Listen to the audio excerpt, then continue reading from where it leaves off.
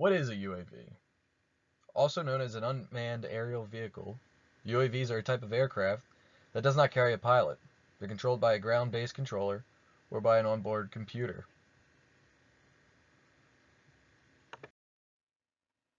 What type of weaponry does it have? The MQ-9 can be armed with a variety of different types of weaponry, including Hellfire missiles and over 3,000 pounds of explosives and 500 pounds of laser-guided bombs.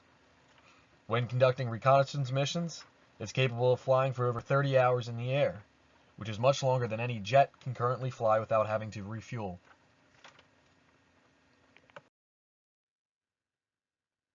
So typically when you hear of a US drone strike or UAV strike that happened, this is the vehicle that was used, the MQ-9 Reaper.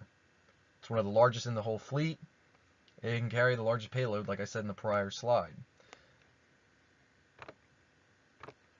Right under here is where obviously all the missiles are carried.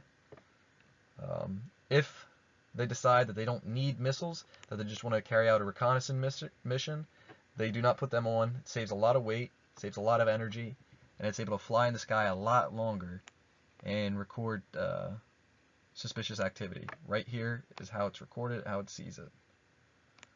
The neat thing about drones is that it can be operated and controlled in, let's say, Arizona, but it can be flown over Afghanistan, not having to need any single person inside of that. It's one of its big bonuses, and its flight time. You can't use an F-22 up in the sky for 30 hours. You can't have it flying.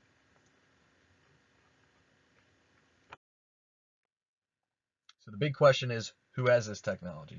Because whoever has this technology has the upper hand on the battlefield. Well, the United States back in 2006 was the first country to have drones that were capable of firing projectiles. Other countries that have drones and UAVs are luckily our closest allies, and they are the United Kingdom and Israel. Israel is actually the largest producer of UAVs in the world. So what benefits does it offer? First off, the cost on average is $12 million for a UAV. Now I know that might sound like a lot, but it's still 10 times cheaper than an F-22 fighter jet. Second thing is it doesn't require a human to be in the machine at all. So you no longer have to worry about human failure and humans who fly a plane falling asleep and potentially crashing it or getting shot down and dying as a consequence of it. Second is it keeps our soldiers out of harm's way. It helps keep surveillance over all these dangerous people, and it's able to take out terrorist organizations very quickly before we can get boots on the ground in most situations. Like anything, it's bound to have its problems. One of the biggest weaknesses that I see with it is it actually hurts the long-term mission of what the United States is trying to promote. Because for an example, if the United States was to, say, bomb a school that terrorists are held up in, and the whole objective is to win over the people's hearts and minds, and you end up killing the terrorists, but inadvertently and unfortunately kill some civilians along with the terrorist, you're going to push more moderate people or people who had no stance at all to turn to terrorism or to just hate the United States, and now to want to fight against them because when you use that drone and that drone dropped the bomb, it killed the terrorist, but it also killed all those civilians, and those civilians had family members, whether they were brothers, sisters, mothers, or maybe just a person saw this. It's going to turn people against the United States in many situations, and it's not going to win over their hearts and minds, and it might actually turn them to join those terrorist organizations. Threats. It could be used or misused against us by some other foreign nations that could soon get their hands on the same technology that we currently have with drones and UAVs. It could be used on us and our allies, which this could bring us into another war. Since we created this technology, we were the first to use it. We whether we like it or not, essentially created the rules of warfare when it comes to the usage of drones, which, the way we've been using it, it comes with a high mortality rate for civilians involved. Just an example is what if a major power like China or Russia got their hands on drones? And they used it the same way we have. Imagine the outrage. Imagine our response. What would it be? Would this cause us to go to war with them for using UAVs in the same situation we have for many years?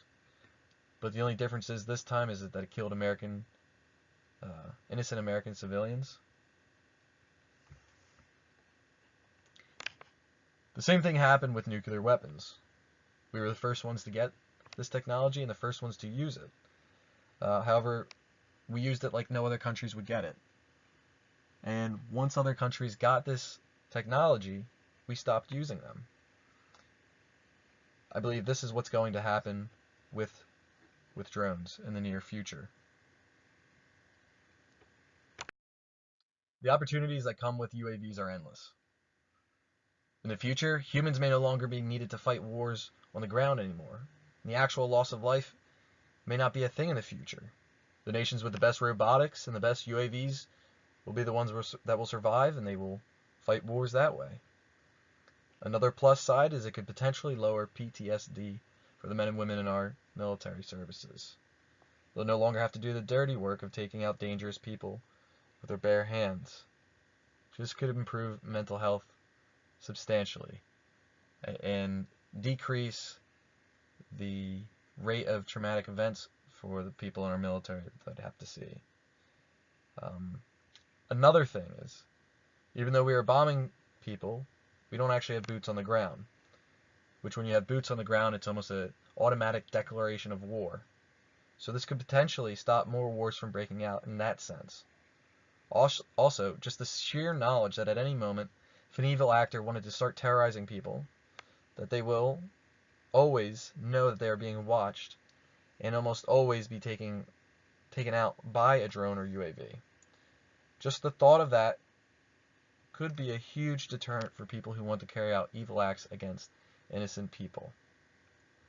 I see the usage of drones and UAVs in the near future, if they are used properly, as becoming a huge potential bonus for our military.